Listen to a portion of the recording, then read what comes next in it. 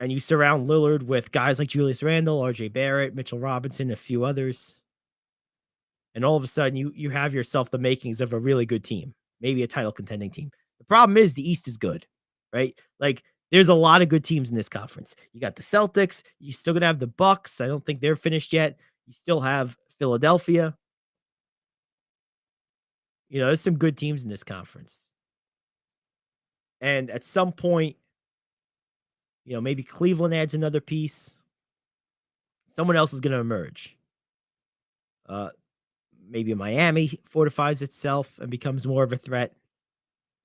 But the bottom line is the Knicks are on a good path right now. They've had a very successful season. I think they'll extend it at least one more game tonight. I've enjoyed it. It's been relevant. It's been fun. It's been good to watch. And ultimately, I don't know what else you can ask. Ultimately, that's all you can ask, in my opinion. That's really it. All right. Well, now it's time to have our local sports update. This is your live action scoreboard brought to you by Days Coffee. Lower caffeine, still a great pick-me-up, better for you, great tasting, only Days Coffee, North Street in Middletown. So the Orange County Smash overall went 10-8 over this past weekend at Ripken, with the 11U squad leading the way. They went 3-1 on the weekend, including a 2-game stretch where they won by a combined 35-1. Both the Columbia 12U and the 10U squad also had solid outings, going 2-1 during the weekend at Ripken. Many players contributed, too many to name them all. However, the 3-1 11U squad, 3-1 on the weekend, 4-1 overall, with another win on Tuesday, I believe it was. The 3-1 11U squad stood out. Brendan Dwyer had 6 RBI in the 4 games played over the weekend, along with 3 runs and 3 hits. Dominic Santo-Pietro and Drew Oren also had big weekends for the Smash, with Santo-Pietro totaling 5 runs and 4 hits, as well as 2 RBI, while Oren tallied 5 runs, 6 hits, and 6 RBI on the weekend. Most teams were back in action, as I kind of alluded to, midweek, and the 11U, 10U, and 12U Navy squads all got wins outside of Ripken, 12-9, 9-7, and 12-4, respectively, over the course of the weekend. And that is your local sports action update. I'm Gary Ayd, back after this on the Gary Ayd Show with the question of the day next here on The Cave. Coffee lovers, Middletown is now officially home to the home run of our favorite beverage, Days Coffee. Days' patented blend contains approximately 85% less caffeine than other coffees, which makes it better for you, yet unlike decaf coffee, still gives you that great pickup and tastes amazing. Formulated by a retired cancer pathologist, Dr. Grant Lee, Days Coffee is fermented with a patented enzyme that until now required a complex and thus expensive sourcing and production process. With Dr. Lee's formulation, this enzyme's great health benefits can now be brought to your cup quicker, easier, and cheaper than ever before. Here's how you get a hold of this game-changing cup of joe. Go over to radioonlydeals.com and get a $4 gift certificate to Days Coffee for just $2. That's radioonlydeals.com to buy your single-use digital gift certificate for Days Coffee. Radioonlydeals.com. That's radioonlydeals.com. Enjoy the preferred coffee of the Gary Ayd Show. Enjoy Days Coffee. Researchers have found a way to help athletes avoid choking under pressure. I am KO, back in 1 minute with your sports question of the day. Duke the Pug will soon turn 20, which is pretty good for a dog breed that averages 11 years. When Duke was 13, he lost a lot of hair, had a hard time getting up for a walk, and his bowel movements were not very moving. We started making his food instead of buying it. We cook up a big batch of rice, chicken, broccoli, carrots, and turmeric, freeze meal-sized batches, and thaw them at mealtime. We also sprinkle Arthrodex on each meal. Arthrodex is a complete blend of plant-derived minerals, vitamins, amino acids, and enzymes formulated to make old dogs young again. Duke the Pug does have his problems, but he has all his hair, loves daily walks, and has no problems with his movements. Make your old dog young again. Pick up Arthrodex at nutrients2go.com. And while you're at it, make yourself young again with a Healthy Body Start Pack. nutrients2go.com. In sports, the phenomenon of choking occurs when an athlete experiences a drop in performance due to perceived pressure. David Shearer, professor of elite performance psychology at the University of South Wales, says that choking response can be controlled by breathing, specifically by employing a simple strategy called diaphragmatic breathing, which is similar to techniques used in yoga and meditation. Researchers have also shown breathing practices have the ability to reset heart rates and help athletes achieve new milestones in performance. Question for those with a breathwork practice. Are you using the Wim Hof method, Laird Hamilton's XPT, or are you relying on yoga? I can't answer any of this. I only have ever heard of yoga. I really don't believe in that stuff. I think it's kind of hokey and weird. I don't really think it's very effective. A number of years ago, I had some anxiety issues, which manifest as breathing trouble. And I was determined not to be on prescription medication for this. I was for a time. I got myself off it. They tried to tell me it was asthma. I kind of knew it wasn't from the beginning. I went along with the doctor for a while with the inhalers, didn't do anything. In fact, a lot of times it made it worse, which made sense because it's a steroid, which is an accelerant, which causes, which would exacerbate anxiety. And long story short, I got off the Lexapro they put me on. I got off the inhalers. I started taking a multivitamin, and it's worked very well. In that time period, I tried different breathing and yoga and all this other stuff. None of that stuff to me ever worked. Meditation, calming your mind, it's all a bunch of crap as far as I'm concerned. I don't think it's effective in any way, shape, or form. Yoga is a decent workout. It's a nice stretching activity. I don't think it's useless. I think it has its benefits, but this idea that it somehow calms your breathing, I don't buy it. And that's also not new. So this question's a little bit, I suppose, off the mark in context, because I don't think this was just discovered, but I also don't think it's true. I've never found it effective. I think it's very much a placebo thing for those who go into it thinking it's going to absolutely work. Sometimes it does because they convince themselves otherwise.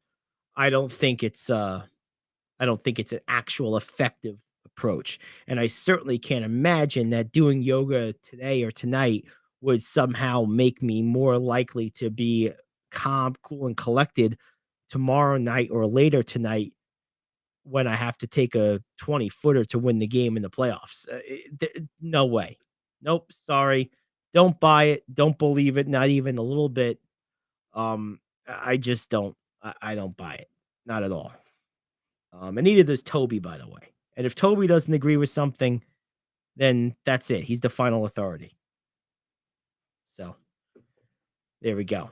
I don't have a lot more to say about this. Honestly, I'm not convinced about any of this stuff. So there you go. That's as they say, that is that. By the way, one thing that I think is interesting about this is, athletes are always on the search for an edge, figuring out a way to play better in certain spots. And I have a theory that the more you think about trying to come through in the big spot, the less likely you are to do it. Because, think about your own life. When you think about doing something for a long period of time, eventually that contemplation becomes procrastination. And if you procrastinate long enough, that becomes dread. And all of a sudden, a task which is not that big a deal, say writing a lengthy email or researching a new topic, realistically will probably take you 30 minutes to an hour of concentrated work or less. But the more you think about it, put it off, procrastinate it, now it just looks like a big hairy monster, right? And you're far less likely to do it. It's far more painful to actually sit down and do it. And then you finally do it and you realize, what the hell was I so anxious about? I think the same is true for athletes in big spots. The more you think about it, the less likely you are to just be your natural self in those moments. And the more likely you are to think about it and overanalyze it and overthink and thus fail when that moment actually arrives. I think instinctual, reflexive, normal course of routine is really the way for stuff like that. So I think that applies to any type of preparation short of just running your end of game out of bounds, out of timeout type of plays that you run in those situations in basketball. Anything beyond just practicing that stuff because you're going to do that anyway. I think you're asking for trouble. I think you're causing yourself more trouble than you're helping. I really do believe that. Um, so I think that's something that science has a way of achieving the result that the person who paid for the study wanted to achieve. Science is nothing more than sophisticated, expensive opinion. It's really not. I mean, there are physical truths, there's no doubt, but even those are now under question. What is a woman these days, right? Like, we don't even believe in just two genders anymore. Well, some of us don't. So, to me, science is as questionable and as unreliable, as unempirical is the better word, as anything else. Because ultimately it is a paid activity, and the person or entity doing the paying will ultimately get the result that they paid for. That's just the bottom line. Whether it's science, a car, a house, a business, an employee, a restaurant, whatever you want, the person or entity doing the paying will ultimately get what they paid for. Science is no different. People are no more higher integrity or higher brow or whatever you want, no more above satisfying those who are paying them than in any other endeavor in the world. So, to me, with all that said, I have no doubt that whoever came up with this study, whoever funded this study, had some type of agenda for these sort of breathing exercise techniques. And consequently, lo and behold, they are the solution to making more shots down the stretch and being able to be clutch. Please. Please. No way. Nope. In fact, I'll even say this. I think in a lot of sports, being clutch isn't even really a thing. Like, take baseball, for example. I think being clutch in baseball is nothing more than maintaining your normal performance level at other that you achieve at other times. Because think about it. You can't focus more in baseball. You can't lock in. Because baseball, for sure, the more you think, the harder you try, the worse it's going to be. Right? So you can't do that in baseball. And in football, you just have to execute, particularly if you're not the quarterback, you just have to execute your role on any given play. If you're the right guard and it's a toss play to the right, your job is to get out and pull and seal that alleyway and help your running back get that corner. Right? Like, you can't do that better or worse than you would during the middle of a game, at the end of a game. You either execute it or you don't. So I don't even know that there is such thing as clutch in a lot of situations. I think there's some in basketball. I think certain positions in football have it. maybe there's something to it. The only place in baseball I could see it is maybe as a closer.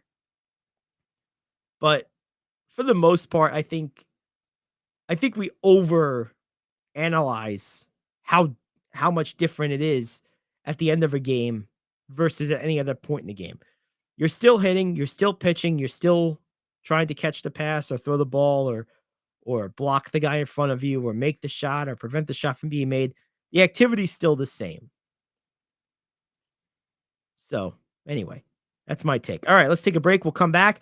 Gina Marchese is next. We are talking Bombers with her. Bombers softball. That's next. The Gary Ayd Show here on The Cave. Are you like me? You have health insurance, but you don't have dental insurance. Do you need to get to the dentist right away? Maybe you need an implant or some other major service. Well, I found a dental insurance plan that's just right for you. It's called Spirit Dental. Spirit Dental offers a $100 lifetime deductible, a huge network of dentists. And here's the best part. There's no waiting periods. Yeah, that means you can call right now and have real dental insurance for you and your family tomorrow and get that immediate coverage you want. Spirit Dental has plans for just a few dollars a day, up to $5,000 annual maximum, and coverage for implants. Whatever age you are, the dental insurance you need is a free phone call away. Now don't wait, and be sure to ask about Spirit's vision plan. Here's the number: 800-631-9229. 800-631-9229. That's 800-631-9229. Hey friend, life happens and you need money. What do? You call the special toll-free number we're about to give you. We will send you a link to your phone with details on how you can loan up to $5,000. Couldn't you use $5,000 to pay for your rent, pay grocery bills, get your car repaired, or whatever you need? It's up to you. We don't care. We're just here to lend you the money.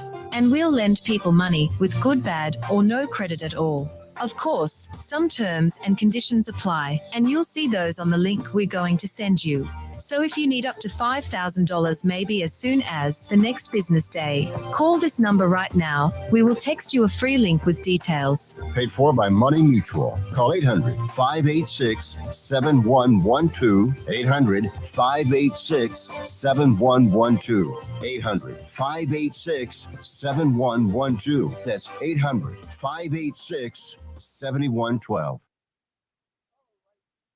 Alrighty, welcome back to the Gary Ayd Show here on The Cave, and we are joined now by the founder of the OC Bombers, Gina Marchese. Hello, Gina. How are you?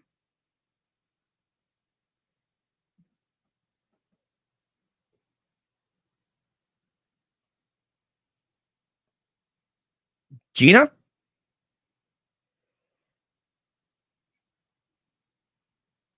Looks like we lost her here. We'll try to get her back. All right, no problem. I'll try to get her back here.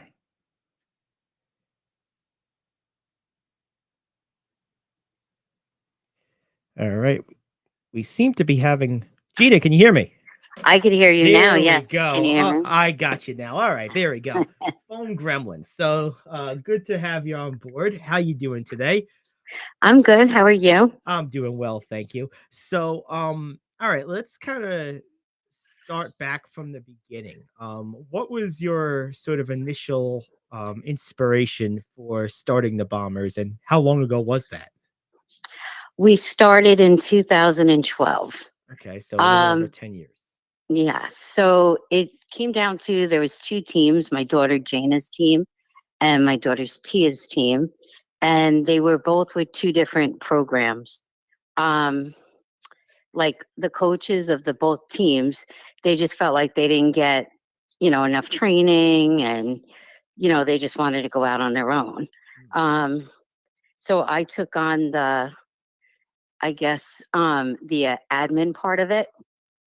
And as soon as we started the Bombers, we added one or two teams right away. And that's kind of how we started. And we just took off from there. What were the initial teams? What were the age groups of the initial teams? Jana, I think it was the first year of 12U, and Tia was the first year of 14U. Okay. And then we had a 8U and a 10U team come on. And what was I guess the trajectory of the growth from the time you started? Like, how did you initially experience? Because you guys have a lot of teams now. I mean, how many teams do you have now? Like 7 or 8? No, we have like 11 teams. 11, yeah, because you have Mhm. a couple of duplicates, right? So, like, how'd you go from there to here? Like, what was that journey like? It was just kind of like word of mouth and people wanting to come on and be a bomber. And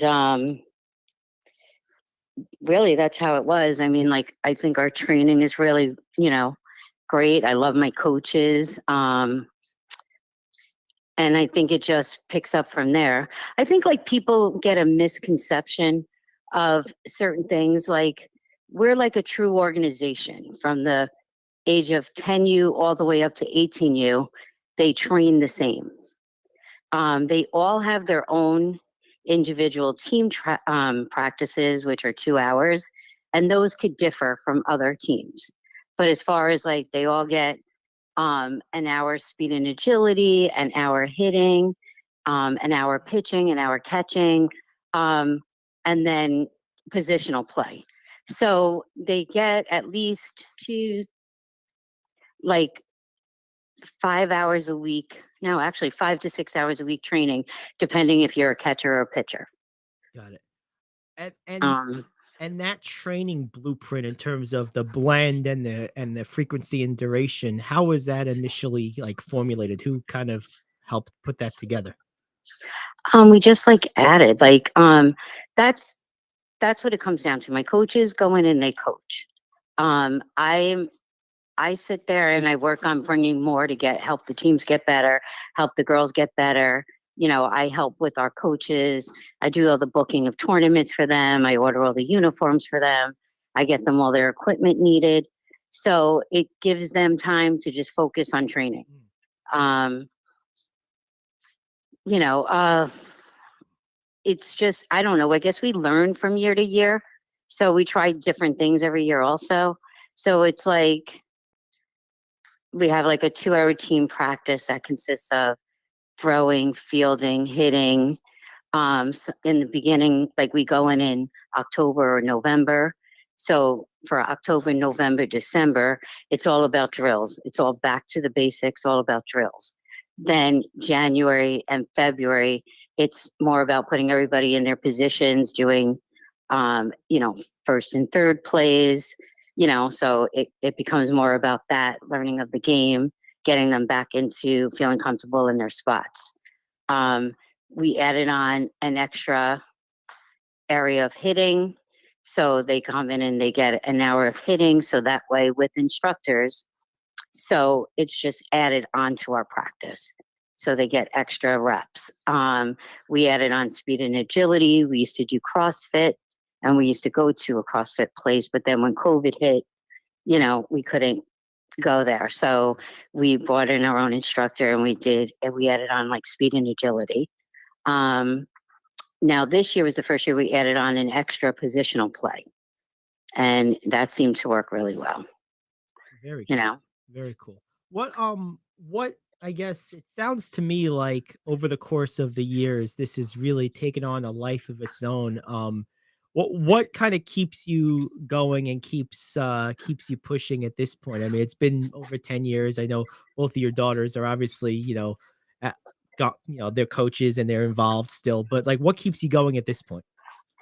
It's really the little ones. It's all the girls, but it starts from like the little ones, like 8 and 10. Like they're just so appreciative. They're just so, even the older ones. I don't want to take away from the older girls because they all come up, love me. Hey, Jay, give me hugs, kisses. I don't know. For me, it's all about the girls. And if anybody knows me, it's all about any girl that plays softball. If somebody is not in our organization and comes to me for help, I'm right there to help them. But it's just, you see something in them. It's the desire, it's the whatever to learn, and you just go with it, and it keeps you going.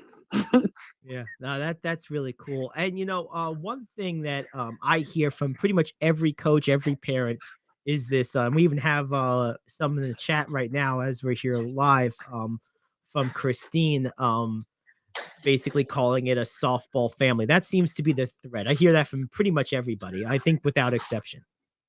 Yes, that's the way I would love to keep it. Yeah. And you know what's great? I'm going to tell you, like all my coaches, you ask any one of them, it doesn't matter if it's their team. If a kid asks them for help, they'll stay and help them. So it could be my 18U coach helping my 10U player. You know, we want every team to get better. We want every kid that wants to get better. So, you know, that's what it comes down to. It is totally a family. Have you over the years, have you kind of kept any type of informal track of some of the alumni in terms of how many have gone on to college or coaching? Yes. Yeah. Share a couple of those stories for me if you would. So our first graduating class was Tia. You spoke with Tia. She's coaching 10U. Everybody on that team except for 2 girls did not play in college. And the only reason they didn't play was one just didn't want to play. Actually, both of them didn't want to play. I think one played a different sport. She did track. Okay. And one just didn't want to play. But what she did was, even though she did college, she still played 18U with us. And I don't know, they were awesome. That's just great. They'd run through a wall. It was like amazing to watch them play. Well, I have to tell you, anyone that will play and compete in track is the most like dedicated, focused person on the planet. That is like the ultimate concentration, self discipline sport. The whole idea is to run until you can't run anymore. That whole idea is crazy to me, but good for them.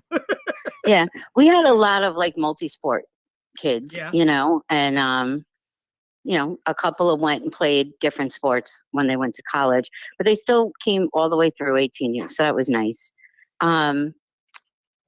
Yeah, I mean, Jess, you spoke with Jess. She's a coach at Plattsburgh. Yep. I'm just trying to think of. So there's been a number of them. Yeah. So we had 2, then we've had 3 18U graduating classes. And then after they graduated out, we didn't have an 18U team until this year. So we had 2 years go by without having an 18U team. It's hard at that point. If you didn't bring them all the way through or from a certain age, it's hard to grab kids from older, you know, other teams at that age because they don't have the same culture we have. So it's like, I'd rather not coach an 18U team. I'd rather just wait until my 16s got there. Makes sense. What kind of, I know you guys have a few events coming up and some fundraisers. Talk to me a little bit about that. So we have the Yeti cooler fundraiser, and it's actually a really pretty purple Yeti cooler, and it's filled with different booze and everything, and we raffle that off for $10. And all the proceeds from that is going, like, right now we did it, the last fundraiser we did. So it's like nobody realizes how expensive everything is. We just did like a fence in the backstop and the netting in the backstop, and that's like $4,000. Wow. So, you know, it's a lot of money. All these little things that you do, it costs money. So what I'm working on right now is we're finishing off our main field that has lights and everything. And then the next fund I'm working on is to get another, I priced out for a turf infield. So we're trying to raise that turf infield is $10,000. So, and that doesn't include all the prep work for it. So like all these little things that we do, the fundraisers that we do, are just trying to make things better for our kids. You know what I mean? They have a home field to play on. You could do scrimmages for all the local teams, you know, and that's what we're trying to do. We're just trying to build a couple of fields. We have, and, you know, we have our indoor facility. So at some point you have to replace the turf there, the netting, you know what I mean? So everything is expensive. So we try to fundraise to be able to give more for our teams and, the local kids around. No, that makes perfect sense. My last Mhm. question is, as far as the turf infield, what are the benefits of that? Because I mean, balls really come off turf a lot faster and at obviously different angles than sod and a lot or grass. What's the advantage of a turf infield? Is it It's durability? just for the weather. Yeah. We Okay. actually, our main field that we have is clay, and it just poured like crazy. It dries the bone. We have great, you know what I mean? We have great drainage over there. So that worked perfect. So now that we're putting a new one, we figured we'd just make it turf. So that way, again, with the weather and everything, it's rain, you could still play on it. Very good. Well, hey, Gina, thank you for joining us today. We appreciate the time. No problem. Thank you. Have a good one. That's Gina Marchese of the Bombers. This is the Gary Ayd Show. Back after this, wrapping up hour one here on The Cave. Coffee Lovers Middletown is now officially home to the home run of our favorite beverage, Days Coffee. Days' patented blend contains approximately 85% less caffeine than other coffees, which makes it better for you, yet unlike decaf coffee, still gives you that great pickup and tastes amazing. Formulated by a retired cancer pathologist, Dr. Grant Lee, Days Coffee is fermented with a patented enzyme that until now required a complex and thus expensive sourcing and production process. With Dr. Lee's formulation, this enzyme's great health benefits can now be brought to your cup quicker, easier, and cheaper than ever before. Here's how you get a hold of this game-changing cup of joe. Go over to radioonlydeals.com and get a $4 gift certificate to Days Coffee for just $2. That's radioonlydeals.com to buy your single-use digital gift certificate for Days Coffee. Radioonlydeals.com. That's radioonlydeals.com. Enjoy the preferred coffee of the Gary Ayd Show. Enjoy Days Coffee. Are you like me? You have health insurance, but you don't have dental insurance. Do you need to get to the dentist right away? Maybe you need an implant or some other major service. Well, I found a dental insurance plan that's just right for you. It's called Spirit Dental. Spirit Dental offers a $100 lifetime deductible, a huge network of dentists. And here's the best part. There's no waiting periods. Yeah, that means you can call right now and have real dental insurance for you and your family tomorrow and get that immediate coverage you want. Spirit Dental has plans for just a few dollars a day, up to $5,000 annual maximum, and coverage for implants. Whatever age you are, the dental insurance you need is a free phone call away. Now don't wait, and be sure to ask about Spirit's vision plan. Here's the number: 800-631-9229. 800-631-9229. That's 800-631-9229. Hey friend, life happens and you need money. What do? You call the special toll-free number we're about to give you. We will send you a link to your phone with details on how you can loan up to $5,000. Couldn't you use $5,000 to pay for your rent, pay grocery bills, get your car repaired, or whatever you need? It's up to you. We don't care. We're just here to lend you the money. And we'll lend people money with good, bad, or no credit at all. Of course, some terms and conditions apply, and you'll see those on the link we're going to send you.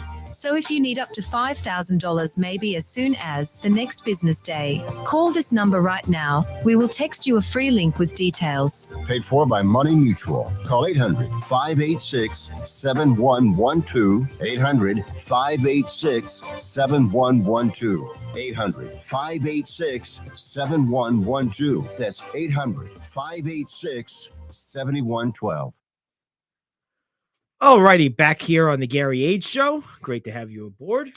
And we're about wrapping up hour one, about 10 minutes to go in the hour. Rich Anselmo will join us in hour two. You know, one thing that's interesting to me, looking at last night's Met game, they lost to the Reds, and that stinks. But as Rich said yesterday, the Reds, at least to this point, haven't been the pits that we thought they were going to be. That I know I certainly thought they were going to be. But I think personally that this game actually was a good sign for the Mets. They finally hit. Now, the pitcher in this game wasn't very good for either team. It was a high-scoring game. And we'll see if in a couple hours, the game starting in about 2 hours, the second game of the series, we'll see if it matters. Now, the good news for the Mets is Justin Verlander's pitching today, and he pitched pretty well in his first outing, so you expect him to be as good or better. And well, he's Justin Verlander. But I think this was a good game for the Mets, even though they lost. It was nice to see the bats get going. They finally had some hits. They finally had some guys that you need to be productive, that you need to be hitting, finally got going. Francisco Lindor, in particular, finally did something in this game. He's been awful. He had 2 hits in this game, including a home run. He had 2 RBIs. He scored a run. Pete Alonso hit a home run in this one, starting to maybe break out of that funk a little bit. Starling Marte, another guy that's been struggling, had a couple of hits in this game. So you like to see that. And Francisco Alvarez had 2 home runs. He's really coming around. So that's all really good if you're a Met fan. The loss stinks. You don't like to see the loss, but maybe something is breaking loose. So this was an important game. Now, as for tonight, taking a look at the team for tonight, again, it's going to be Justin Verlander. I believe it's Hunter Green on the mound for Cincinnati. So we'll see how well they do. But I gotta tell you, I feel better today than I did yesterday, even though the team lost. I know that sounds crazy, but it was just nice to see so many guys who have struggled so mightily play so well. And it is Hunter Green, and this Mets lineup has a decent amount of experience against them. McNeil and Nimmo have 2 hits each in 3 at bats, respectively, against Green. Francisco Lindor has 1 hit against Green and 2 at bats. That hit was a home run. So a couple of guys have hit him pretty good. Justin Verlander has pretty much owned the couple of guys that have experience against him in this lineup. It's Will Myers and Nick Senzel. Both of them have struggled. Myers is 1 for 4. Senzel is 0 for 3. No one else has ever hit against Verlander. So should be a lot of fun.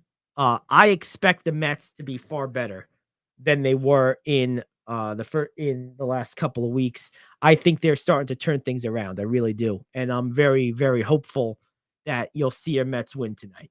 You know, kind of like what I was saying with Tom Thibodeau, the idea of relieving Buck Showalter right now isn't exciting to me. It doesn't make a lot of sense. I don't think it improves the team. They need to hit better and they need to pitch better. Well, so if you're not hitting and you're not pitching well, you're not going to win. Duh. Right? Like, we understand that. So start getting some hits. They did that yesterday. Now it's time to get some pitching. And you expect Verlander to do that tonight.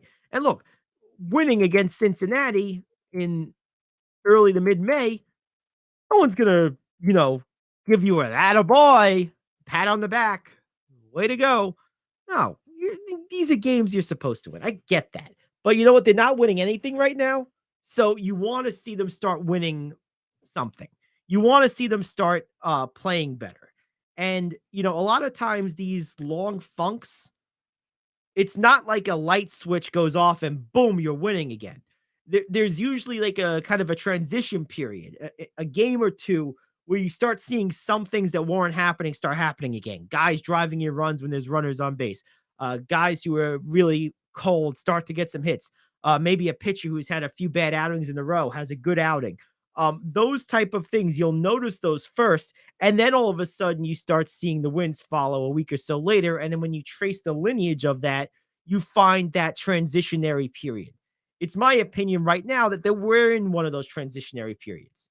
And the good news is we'll find out, right? We'll know pretty soon if that's the case or not. But right now, the way I look at it is we're in one of these transitionary periods.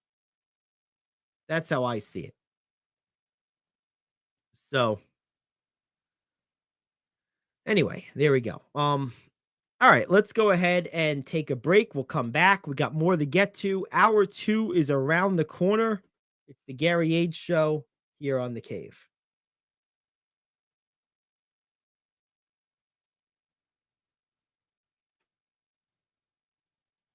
Do you own a timeshare? Well, face the facts. You made a mistake. You made a bad purchase. A timeshare is not an investment. It's a money pit that continues forever. If you use your timeshare, that's great. But if you don't and you want to legally get out of your contract, call my friends right now at the Timeshare Exit Hotline. They're an experienced team of lawyers who help good people like you get out of a timeshare contract that they just don't want.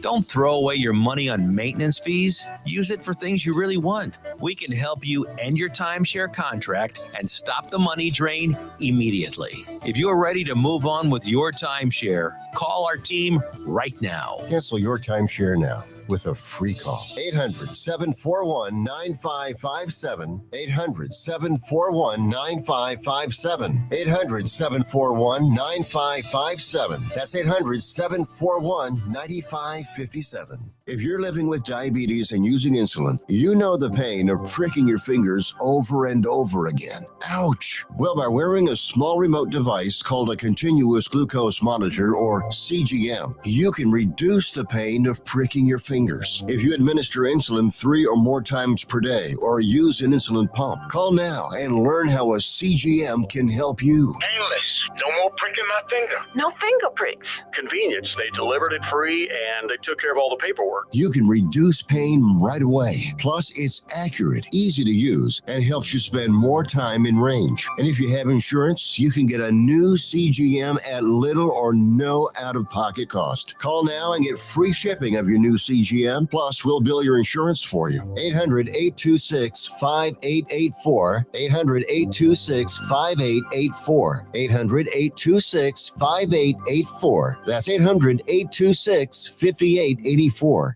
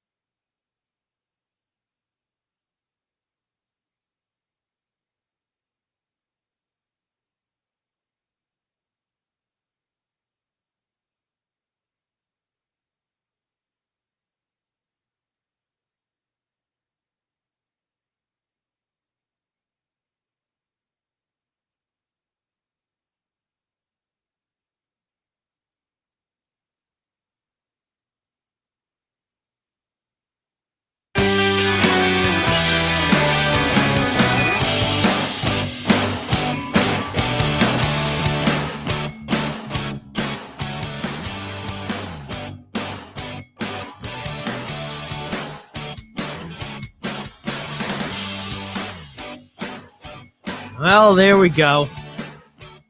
It's all downhill from here. Welcome to the program, hour number 2, and the one and only Rich Anselmo, my partner in crime, has joined us. I didn't know it could go anymore downhill.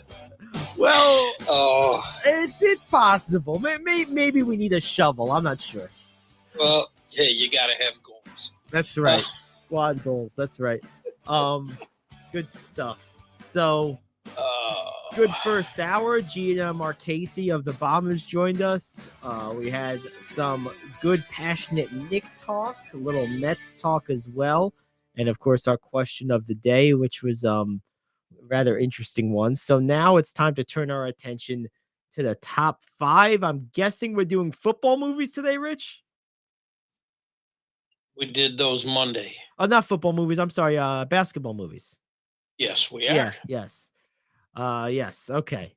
So top 5 basketball movies. Well, I really like Coach Carter. Okay. I think that's a really good one. That's probably at the top of my list. We know Hoosiers is a classic. Yes. This is Blue Chips was a very good movie. Blue Chips is good. This is gonna get me in trouble, but that's okay.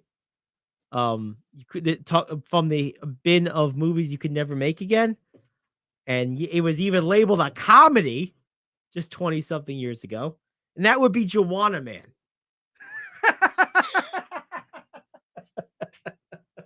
You never could make that again. It would be a documentary right now with like psychologists and like scientists, like, whacking you over the head about how it's normal.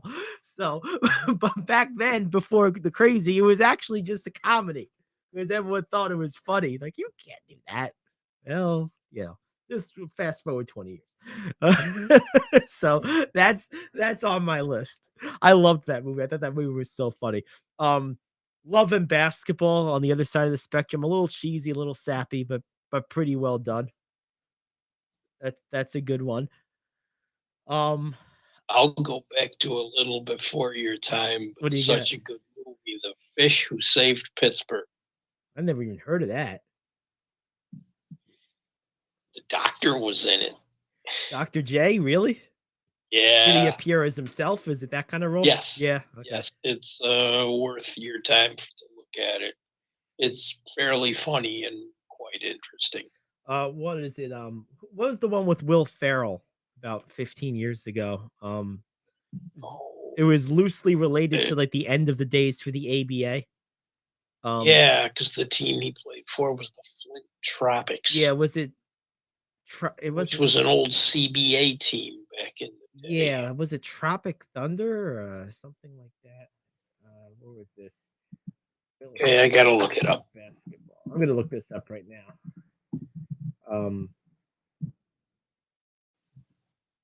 Semi-pro. Was that it? Okay, yeah. That was really good. I couldn't remember the name of it. Yeah, I loved that movie. That was really funny. Of course, what was it? Was it Space Jam? Yeah. Yep. Space Jam. White Men Can't Jump. White Men Can't Jump. Those are both good. I like a lot of choices. Air Bud was kind of interesting. Yeah. It's not a basketball movie, but so it's not gonna be on the list. But just while I'm thinking about it, there's a funny scene in my favorite scene in Along Came Polly is when they're playing pickup basketball and the neurotic like insurance guy gets like smeared by the armpit sweaty hair of this fat guy. It's so funny. It's one of my favorite basketball scenes of any movie. Not a basketball movie though, but I loved that scene. And it's like, no. I loved it. Oh man, There was a brief one in the movie Birdemic, which was so unlikely because it was a guy who couldn't walk right playing basketball, and it was interesting at best. That is interesting. It's actually very interesting. All right, let's see if we can get this narrowed down. Um, I think Coach Carter's going to top my list. I think that's number one for me. Hoosiers did mine. Okay. Just because I'm that guy, I'm going to put Juwan Man at number 2. Just to rub the salt in the wound, just for the fun of it. And I really did enjoy that movie. I thought that movie was really funny. I really did. Hoosiers will be number 3. Number 4 is hard because I'm gonna start leaving some off that I don't want to leave off. I have to say, I could only watch it once or twice because it was pretty uncomfortable. But Love and Basketball was just a well done movie. What was the movie with Denzel Washington and Ray Allen? He Got Game. He Got Game, yes. Yep. But I think I'm gonna go Love and Basketball at 4. And then number 5, we're gonna leave something off here. I guess you have to go Space Jam. Well, you do. I don't. Yeah, I guess I'm gonna have to go Space Jam. That was well, what was that one Shaq was in? It wasn't really a basketball movie. Kazam, I think. It wasn't a basketball movie though. Yeah.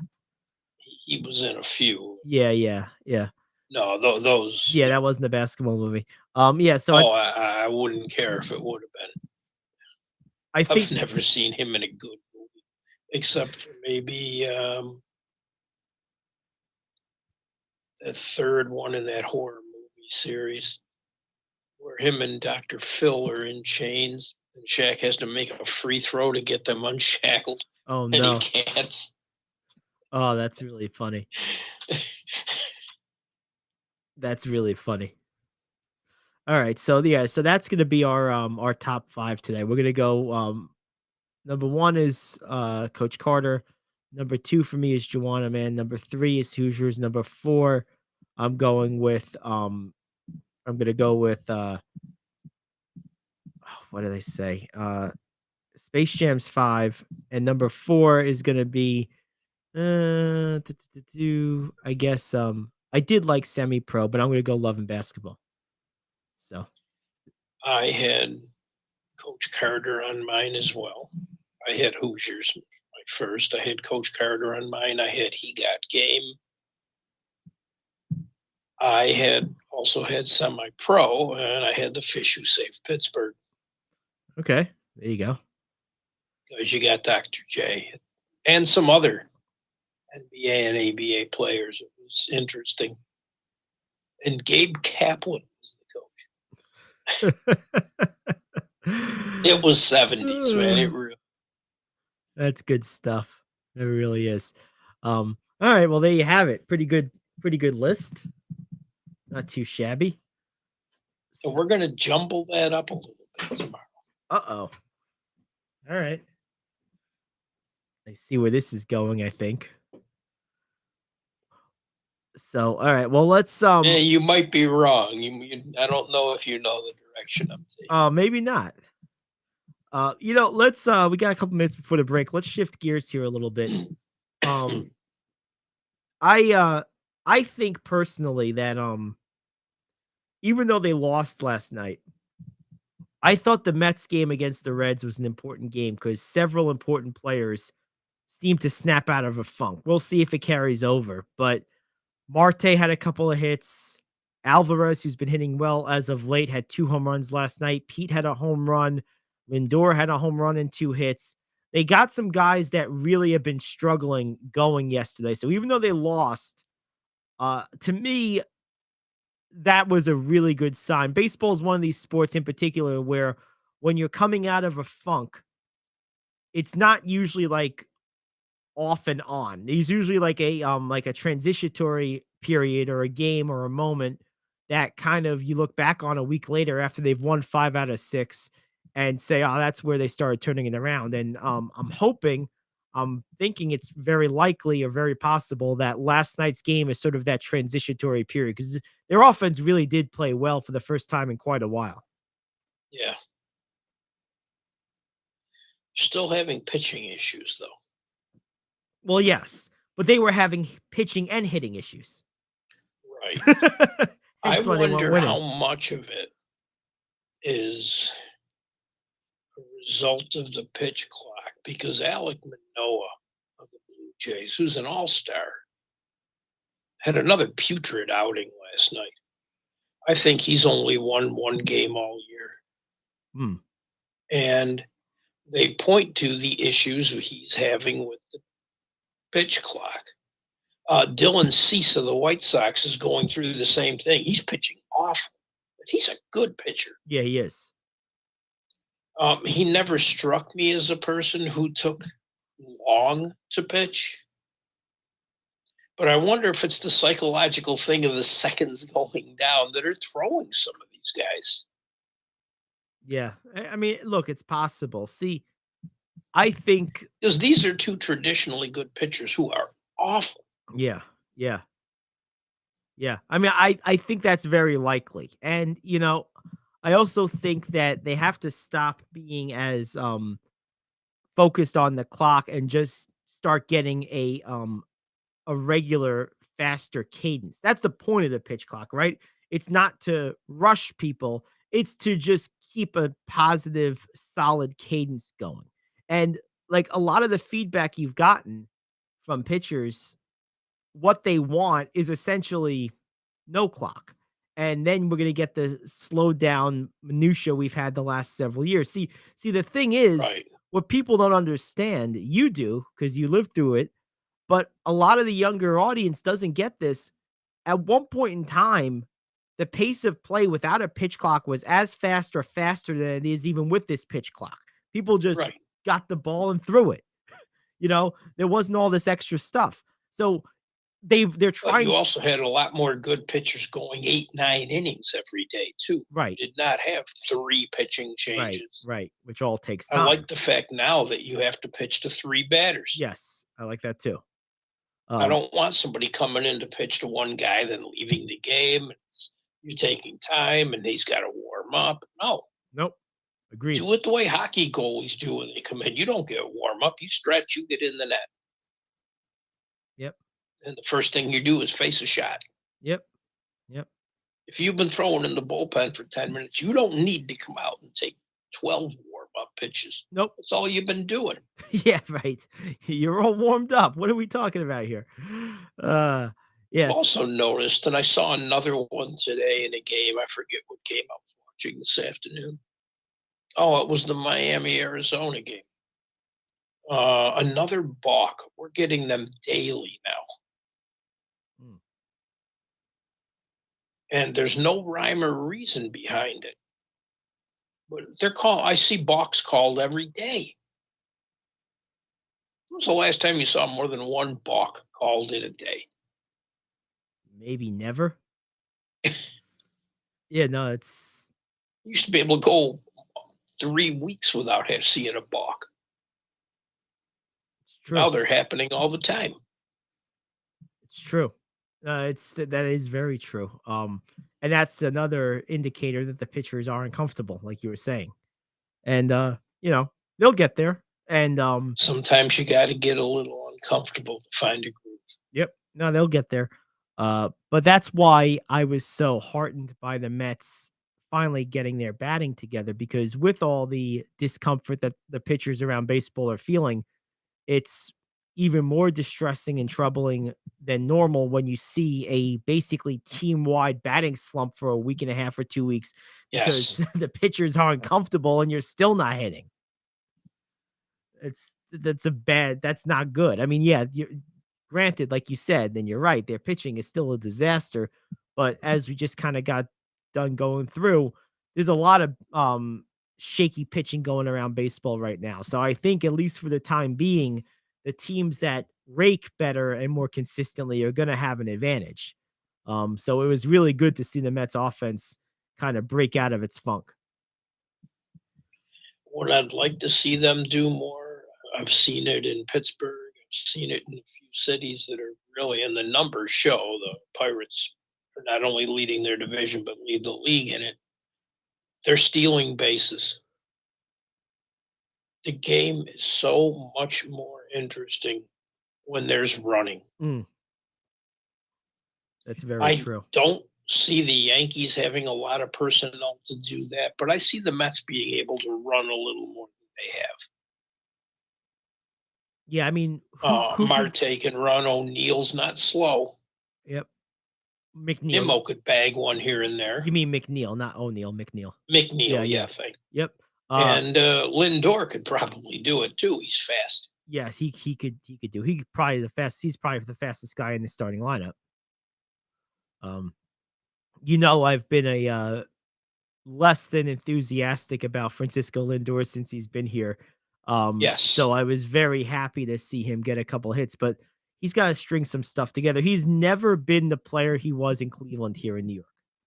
No, he hasn't. Even last year, which is by far his best year with the club, he was still probably about 20% less than what he was in Cleveland across the board. At least. And, that's frustrating. It is. Now, the guy I was all gung-ho to get, Carlos Correa, well, he has been absolute trash.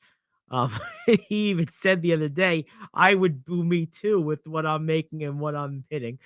He knows. He goes, I'd be booing myself. It's another one I think will turn it around. Oh, he's too good not to. He definitely will. Yeah. I have more faith in him turning it around than I do Lindor becoming the player he was in Cleveland again. For whatever reason, it's just not happening. But hey, what are you gonna do? All right, let's take a break. We'll come back. We got some NBA to talk. We got a little Yankees to get to. News you can use. NBA's next. Back after this. Gary Ayd Show here in the cave. Do you want to save money on your next flight? Then pick up the phone and call. That's right, call. Because the best prices are not online. They're with SmartFares. See, SmartFares has special deals with the airlines. When they have unsold seats, they use SmartFares to fill them. So you get airline tickets at crazy low prices. They have access to great prices and discounts at over 500 different airlines. Plus 300,000 hotels and rental car companies. Their prices are too low to publish online. With the extra money you'll save, you can book another trip or treat yourself to dinner or shopping. So stop searching all of those travel sites to find the lowest price on your next flight. Let one of our SmartFares expert travel agents find the best price for you. Call SmartFares today and get ready to see the world with a fat wallet. 800-370-2460. 800-370-2460. 800-370-2460. That's 800-370-2460. Come on, you watch the news. Be prepared to pay more taxes. Then if you owe back taxes or haven't filed in a few years, get ready. The IRS, the largest collection agency in the world, will be coming after you with the power to collect taxes by any means they want to. Hey, they can freeze your bank account, your passport, even padlock your business. Oh, good times. Look, if the IRS claims you owe them $5,000 or more in back taxes and they're coming after you, don't panic. Call my friends at Get a Tax Lawyer first. Their job is to negotiate with the IRS and save you money. They're experts at it. That's all they do, and you can trust them. In some cases, they have reduced a $50,000 tax bill to less than $1,000. If you owe the IRS $5,000 or more in back taxes, call now for a free consultation. Call 800-649-8617. 800-649-8617. 800-649-8617. That's 800-649-8617. All righty, we're back here on the Gary Ayd Show here on the Cave, and it's time to dive into some basketball talk for today. Look, I think, and there's been nothing about this series that has made me say this, but I just have this feeling in my gut that the Knicks are going to find a way to extend the series tonight. I think they're going to win one more game. I think they're going to win today, Rich. I really do. You may be right. Look, I don't know why I think that. I think the home court might be there, but there's a real fatalism among Knick fans, among Knick fans, and particularly the Knick media. Tiki Barber, who really is not all that useful, said something to the effect of like, that the Knicks have a ceiling with Thibodeau and they can't win a title with him. Like, and I answered Tiki with this: what team has Thibodeau ever had that was title worthy? He's never been the coach of a team that was a title contender. That Bulls team was the closest he had, and they weren't beating Miami with LeBron and Wade and Bosh. That wasn't happening. And that wasn't Tibbs' fault. No, it just sometimes you don't have a good enough team. I mean, the same way that he's not going to win here. Yeah, he's not going to win with his current roster. I mean, he's until roster changes are made. Right. He's not going to do it, and it's not his fault. Not a reflection on him. No. This constant criticism of he runs his guys into the ground. What coach doesn't in the playoffs? All the rotations tighten up this time of year. Yeah, I see a lot of 8-9 man rotations, and the ninth guy's getting 10 minutes. Yeah, and you might even see some 7 and 8 ones. Like, it's just not. I mean, and it's not like his roster is deep. I mean, who do you want him to play more? I mean, everyone, I know Knick fans love Obi Toppin, and I don't really like why. He's okay. He's fine. He's not bad. I don't want to see him. I don't need to see him 30 minutes. No, he's not that good. If Quickly was playing better, I know now he's dealing with an injury, but if he was playing better and he wasn't playing enough, I would get on Tibbs about that. Just the same way I get on Ham for not playing Beasley or Walker more frequently. And yeah, last game is a reason why, because that's what Walker's capable. Yeah. But if you're not playing well, like I think they're damned if they do, damned if they don't. But I don't really blame Kerr right now for not playing Poole as much. He's not playing well. You got to go with the guys who are playing well. Now I do hold Kerr to task on the Kevon Looney minutes. Yes, that doesn't make any sense. That I agree with you 100%. But as far as Poole, no, he played 11 minutes, 12 minutes. Yeah, 10, 12 minutes. Yeah, something like that. And that's all he deserved. Yeah, because he's not playing well. You play better, you'll play more. That's the way it goes. That is true. So tonight, looking forward to this game today. I really want to see what type of fire, what type of energy the Knicks come out with. I think that's a big part of this is, do they come out really with that desperation, with that energy behind them? Is the garden rocking? Because that's a big part of the reason why I'm kind of really thinking they're going to be big tonight. Because I think the energy is going to be there. The fire is going to be there. The noise is going to be there.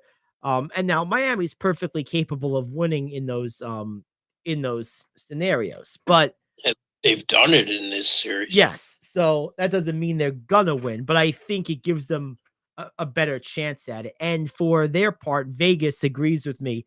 They've installed the Knicks as a -169 favorite today. So they're about a 1.5% favorite here. So over to me, they're just not. I can't look at them and say, "Oh, that's a good bet," because they haven't shown me that they haven't earned that from me yet. Right. Their game is just off. Yeah, I mean, they've not been very good. I mean, tonight, you got Julius Randle, who is much maligned. He's averaging 25 points in the series, 35 minutes. So, shooting percentage. Yep, not very good. So it's been. I mean, I looked at Miami's numbers across the board, and they're just better. Yep. The Knicks' 3-point shooting is putrid. Miami's is not great. The Knicks is bad. The free throw shooting, Miami was shooting 79 and change. The Knicks were shooting 69.8. Yeah, you can't win a playoff series shooting 70% from the free throw line. Yeah. I mean, their game is off. Now, does that mean they can't win tonight? Not at all. They can. Yep. They absolutely can. And that's actually the only game tonight. Shouldn't be. There is one more, right? Yeah, there should be one more. It's the Lakers and Warriors. That is tonight. I'm losing Right. my damn mind. It's like there should be a second game. Yep, there is. Okay, so Lakers and Warriors. I Now, yeah. here's a question for you. Okay. If the Warriors go down tonight, Yep. do you say it's the end of the dynasty? Yes.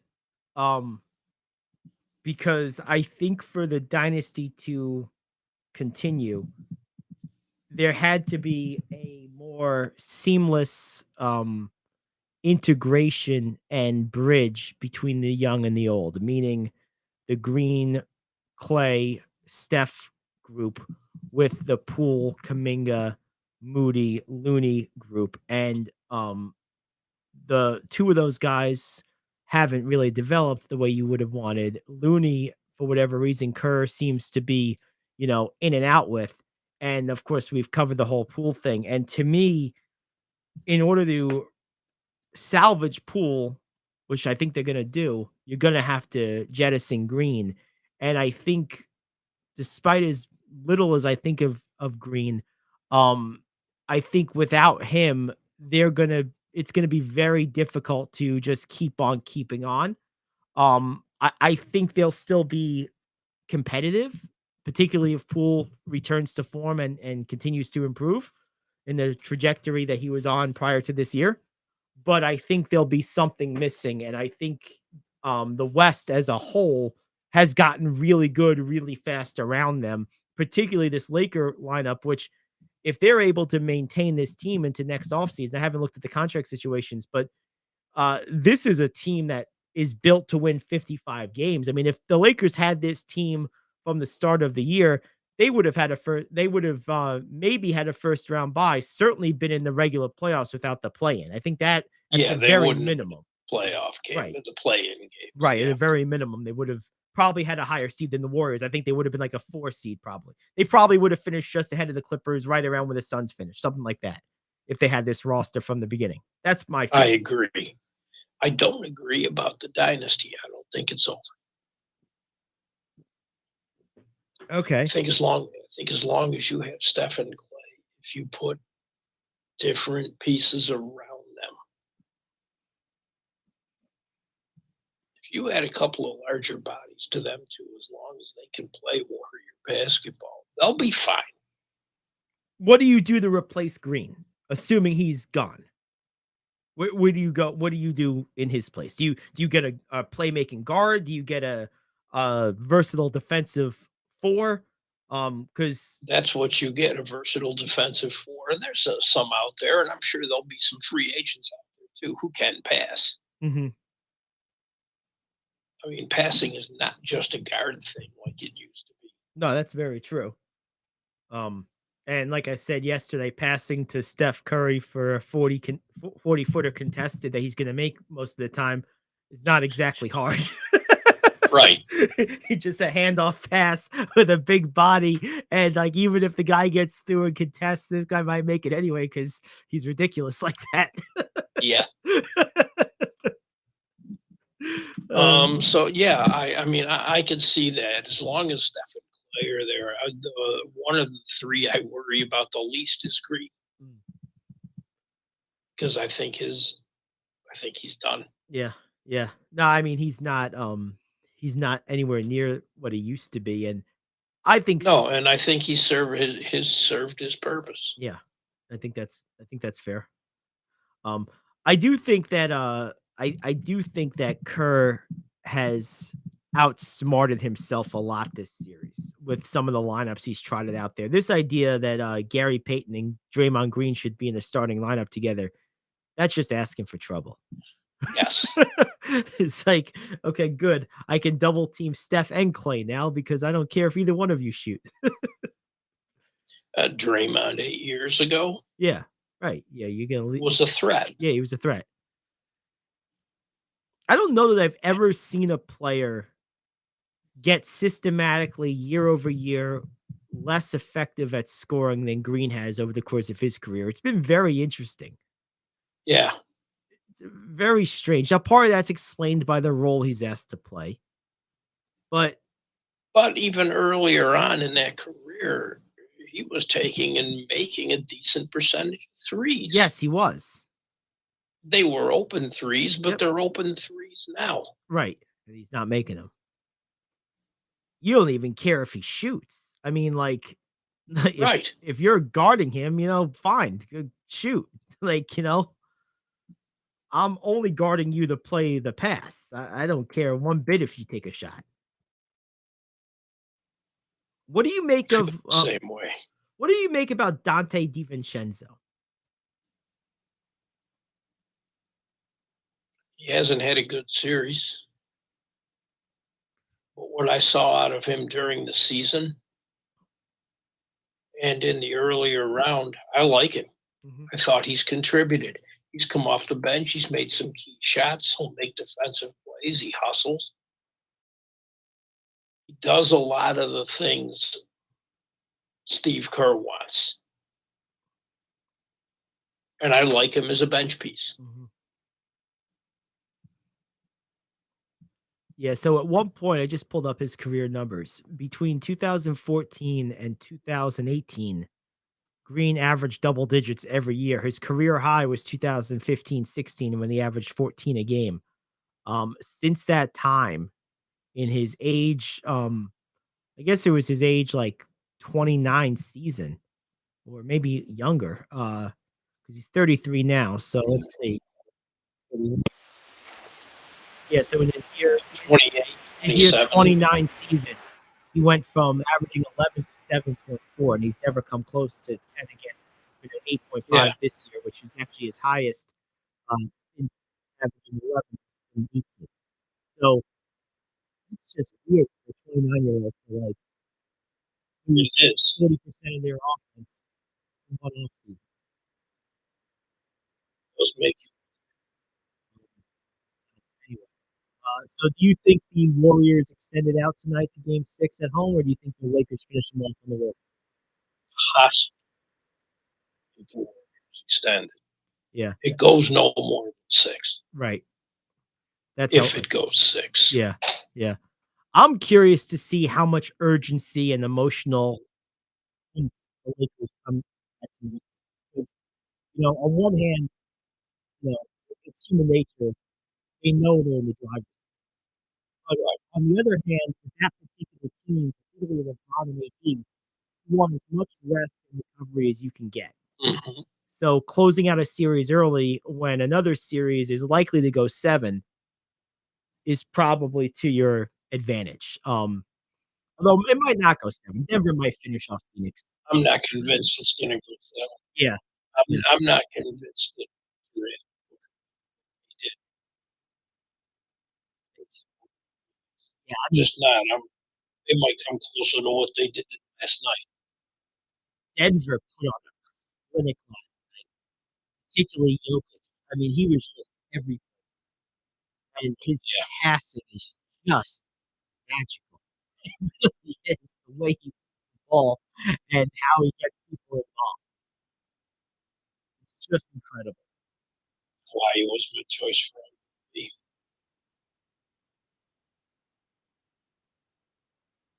Yes, It almost looks effortless. it does. Oh, it really does. All right, let's go ahead and take a quick break. We'll come back. We got some news you can use, a little Yankee baseball.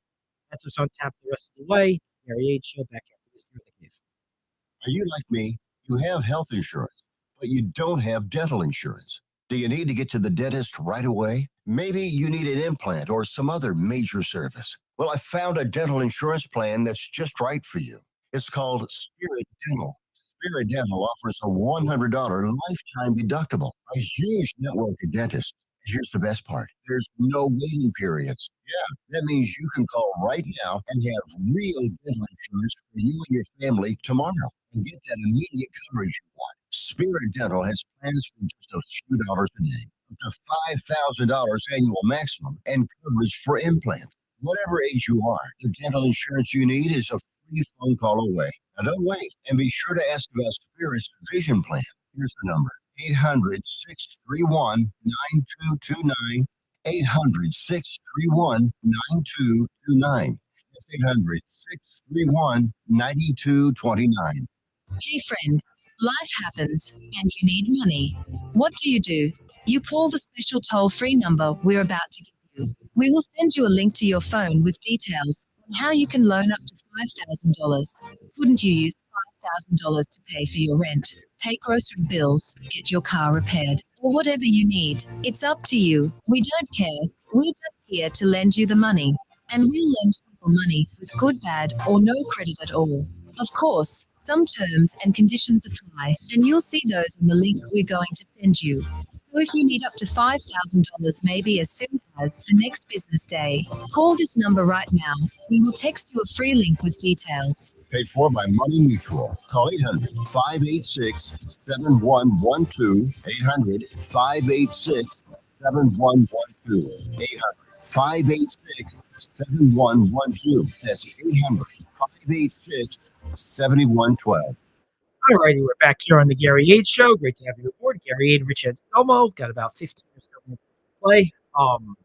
So we talked about the Mets. Let's dive into the Yankees, Rich. I haven't talked about them nearly as much. Taking a look at their lineup for today. First of all, the Rays continue. Like we're having some connection issues here with Rich. Rays just continue to dominate. Yankees today, uh, playing the Athletics. Won earlier, 11-3. That was an afternoon game. Which they should have. They should have. Judge is back. He had 3 hits in that game. Rizzo had 2 hits. Holton had a home run. He was only 1 of 5. That one was a home run. He a home run, and he was 1 of Wasn't 4. Volpe's a grand slam? It was, yes. If you're only going to go 1 for 5, that's the way to do it. Harrison Bader, it's right. It definitely is. Harrison Bader had a 3-run shot. I mean, this is the Yankees. But when they hit home runs, they win, and they can win in lopsided fashion. But right, they're playing the A's. Yes, so that helps. It's like playing a AAA team. Yes, that very much helps. But I think having Judge back makes a huge difference. The question I have with the Yankees is, what are they going to do against better teams, and how are they going to win games where they don't hit a bunch of big home runs? That's the question. Look, they have a winning record. They scored a lot of runs against the A's, but like you said, it's the A's. Like, let's not get too crazy. They got Tampa coming up starting tomorrow. They swept Oakland. Good. But let's see what you do with Tampa. Let's see what you can do against pitching. Yes. Actual major league pitching. Yes. Yes. Exactly. I'm not confident in them doing that. I still think they're trying to play old style baseball. That doesn't work. There are so many other ways you can approach the game now with the recent changes that have been made, and it's time to start looking at these ways. They need fundamental change. Until they have it, well, they'll be above 500. They have hitting talent. And they have one really good pitcher when he doesn't lose his mind. And come on, he does. Oh, he absolutely does. I look for it. I'm hoping that he walks 2 guys or someone gets that hit they shouldn't get, because I want to see him implode. I enjoy it. Yeah, that would be interesting. That really would. But I mean, I don't know if there's a lot of organizational speed there, but they have to do something. Agreed. They have to change it up somehow. Yep. Totally I agreed. thought Bader was a good addition. Yep. He can hit, and he's excellent defensively.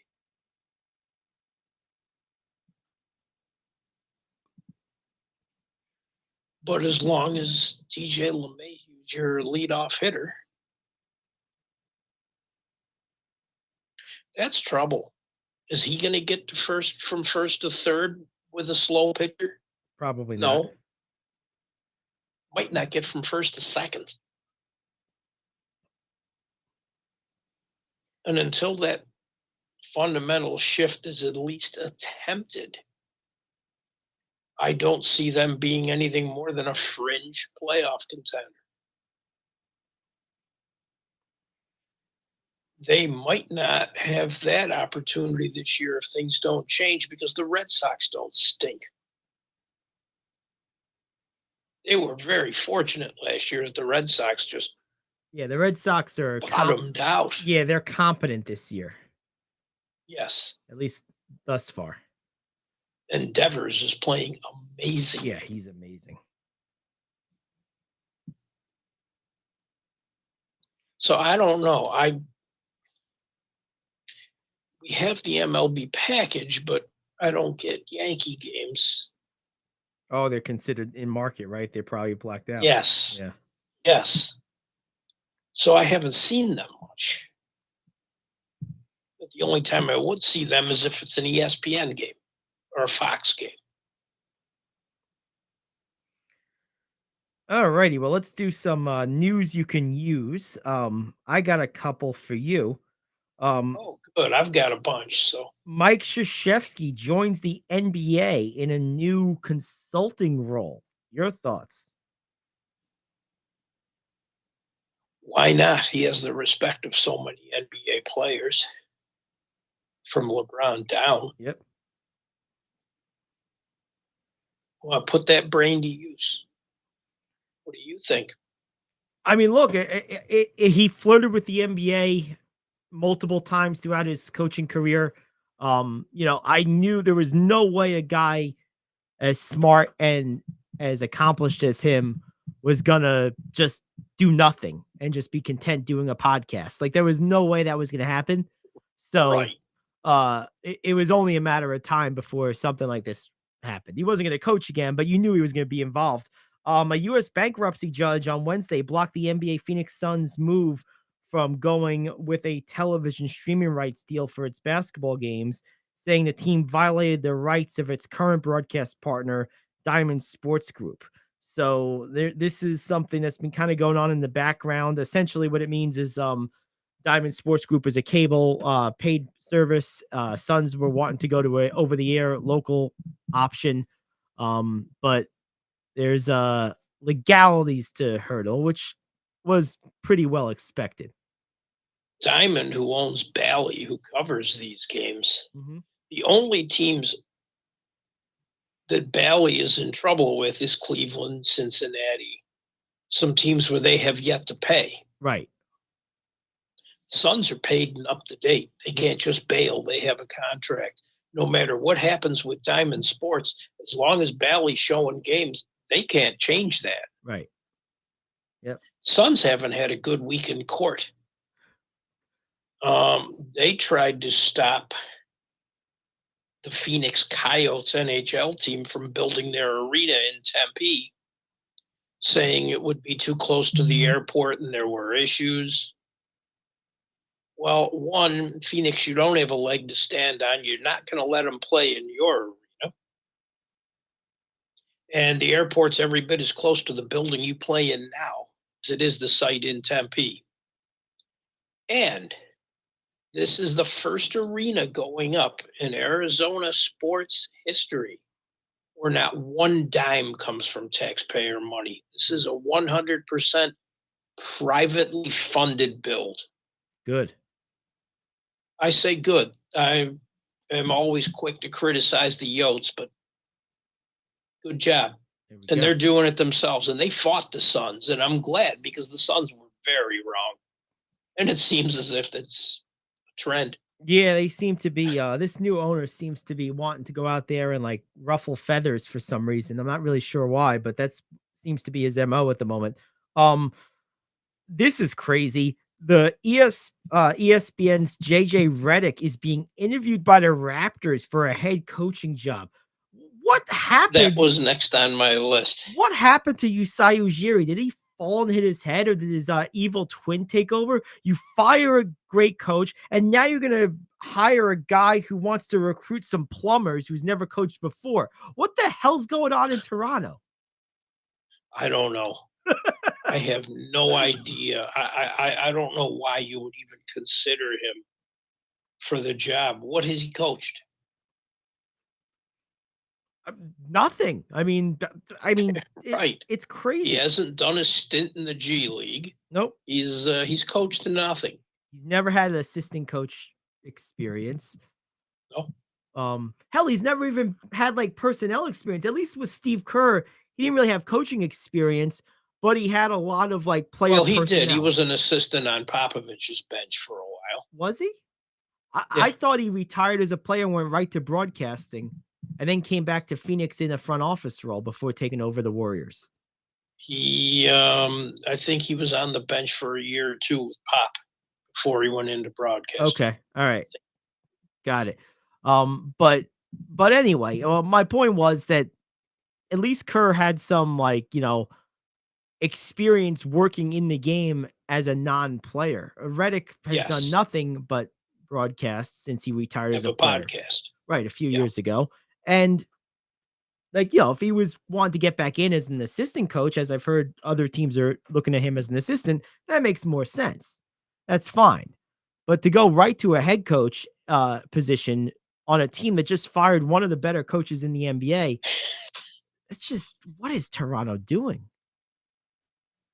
Should we reach out to Budenholzer? No, JJ. No, let's go JJ Redick. That's better. The Bucks, though, at least making some sense. They are asking and received permission to talk to Kenny Atkinson.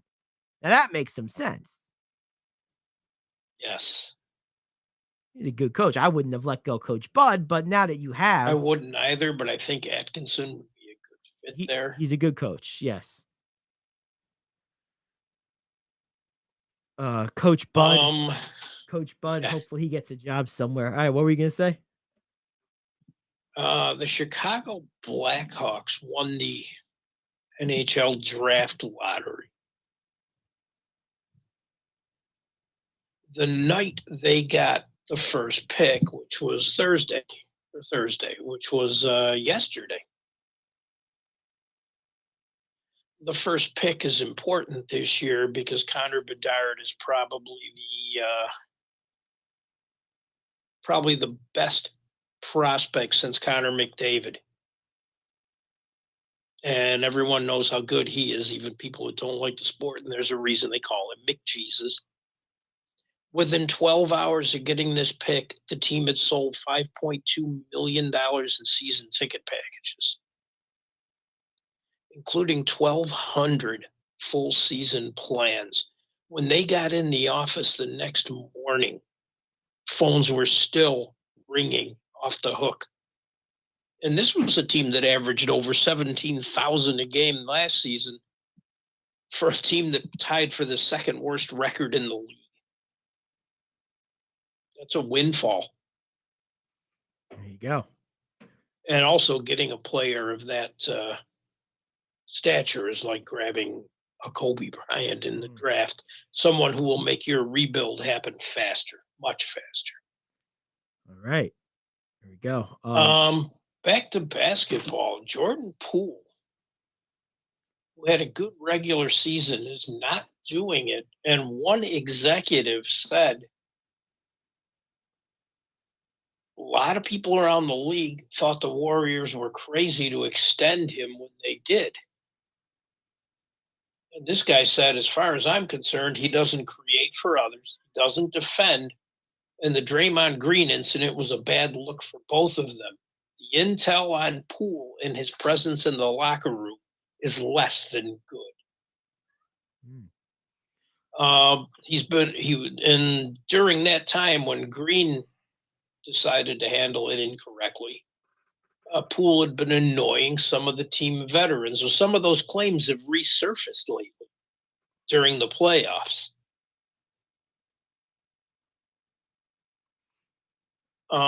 They just signed him to a 4-year, $128 million deal. Yep. If they're going to look at him as a person to move, that's going to be hard to do. That's a tough one to move. You would need a team that needs scoring, that has a strong locker room, that can bring him along. There are a couple of teams I could see him being a fit for, and one of them is still playing. Actually, two of them are still playing. In fact, they're playing each other tonight. I think he could potentially help the Knicks or the Heat. Yeah, oh, absolutely. Spoelstra wouldn't put up with that crap, though. Well, they would shape him up. That's what I'm saying. Like, he averaged over 20 a game in the regular season. He's averaging 10-5 and shooting 27.8% from three.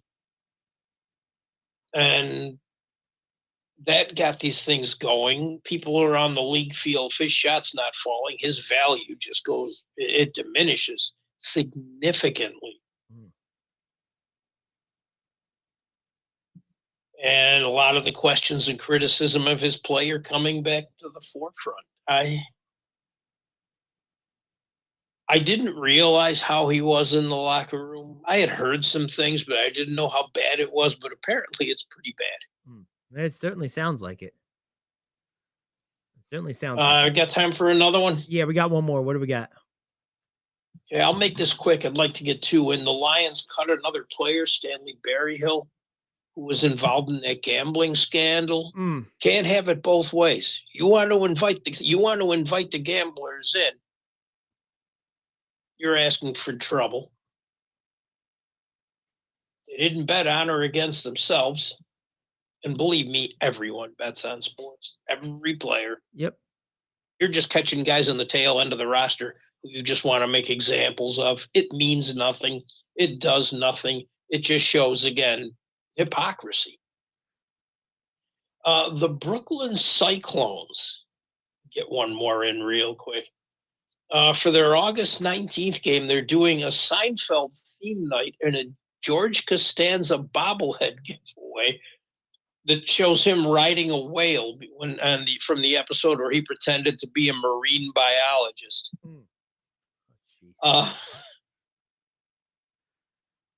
Minor leagues do giveaways, and I go to an awful lot of minor league games. They do giveaways right. They do. Because they're trying to put people in the stands. And I think this one is great. Yeah, that's tremendous. Invoking Seinfeld. And Major League Baseball Insider says Shohei Ohtani's going to sign with the Dodgers as a free agent. I think it's a little early. We'll see. I mean, I do know this. Uncle Steve will have something to say. He'll certainly be at the party, making it rain. True. True. You know who won't be? The Oakland A's or the Vegas A's or the whatever A's.